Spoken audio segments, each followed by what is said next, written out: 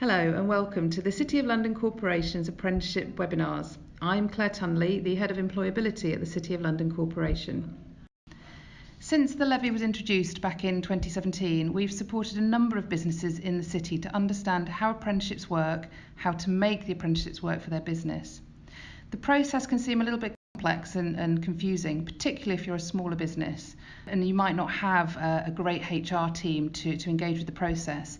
But if you're paying the levy and you really want to use your investment, these webinars are for you. To help businesses understand the process, we've designed a series of 8 videos to dismantle some of the complexity around apprenticeships and simplify the steps involved in taking on an apprentice. We're covering a range of topics, including the apprenticeship levy, stakeholder engagement, training providers and endpoint assessors, and how to recruit. Whilst all the information that we cover is accurate and complete today, please do refer to the Government Apprenticeship website for the most recent information, as things can change. Today I'm joined by Cindy Mahoney from City HR Association, a membership body for HR professionals in the city. Hello Cindy. Hi Claire. So Cindy, can you tell us some of the benefits of apprenticeships for internal staff? There are a number, Claire. I think the most obvious one from our research is that 75% of apprentice employees have cut their recruitment costs as a result of running an apprenticeship programme. Retention of apprenticeships is much higher than normal staff. Whilst there may be a perception that you train people and then they move on, actually retention of people who have had that level of investment in themselves and their careers is so much higher. So the scheme offers long-term return on investment for businesses. Productivity is also a big organisational benefit. 76% of employers who hire apprentices say the link to retention has made their businesses more productive. Often external candidates fail because the corporate culture is not a good fit for them. So if you're offering these career enhancing opportunities to existing staff, you know the cultural fit is already good, and so therefore they're much more likely to be retained in the organisation. And finally, I think brands, organisations now are increasingly aware of the impact that the brand has in the marketplace. And so an apprenticeship scheme demonstrates that you're committed to your employees' learning and development.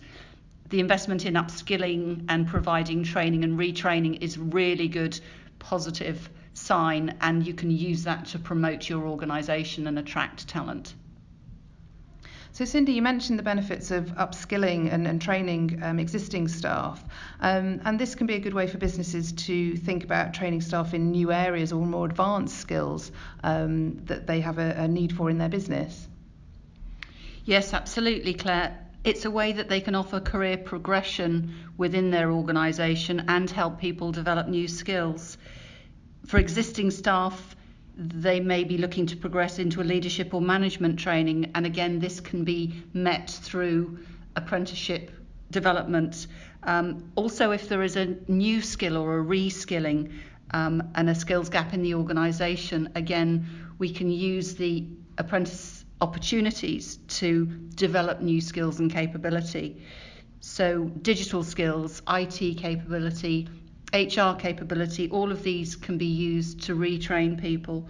And I think the exciting opportunity is here that the new rules mean that someone with a certain qualification, in the past they couldn't do a qualification that was the same or lower than one they'd already completed.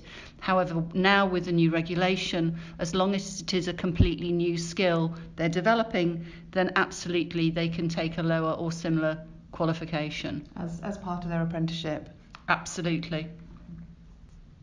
So Cindy, you mentioned leadership and management training. So this means that apprenticeships aren't only for young people at the start of their careers. You're saying middle and senior managers can actually become apprentices?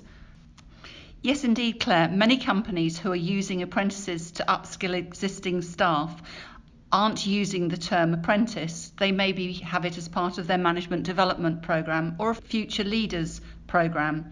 However, the individual does need to know that they're technically an apprentice, but the word apprentice doesn't actually have to appear in the job title.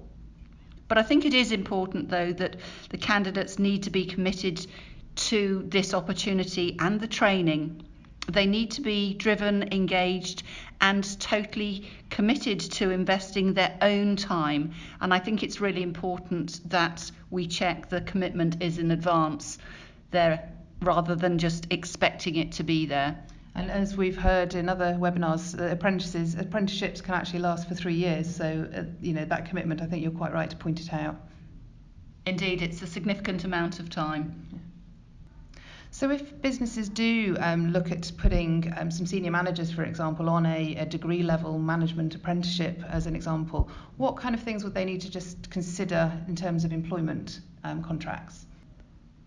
The starting point is that they need to have an employment contract for the full duration of the training program. So if it's a 3-year training program, they need to have at least a minimum of a 3-year employment contract in place with the individual. So it takes them right the way through to the conclusion of that apprenticeship program. Okay. And as we know, though, things can change. People can decide to leave a company, or things change within a company. There might be restructure, for example. So what about those people that are on an apprenticeship training program and they may leave for whatever reason in the middle of that apprenticeship training? What happens then? So from an employment contractual perspective, absolutely, organisations, their needs change, and so they can make somebody redundant even if they are on an apprenticeship contract. The usual consequences will apply, the usual benefits for the individual will apply. That isn't impacted. But it's important to know that the apprentices who do change organisations can actually continue with their new employer if they're happy to pay the remaining costs. So the apprentice's original employer will only pay for the cost of the training whilst they were in their employment, and then the new organisation who hire that individual would pick up the remainder of the training costs. Obviously, as long as the training meets the needs of the new employer. Of course. That concludes our webinar on hiring an apprentice from within your business. So I would like to say thank you to Cindy for joining us today. My pleasure.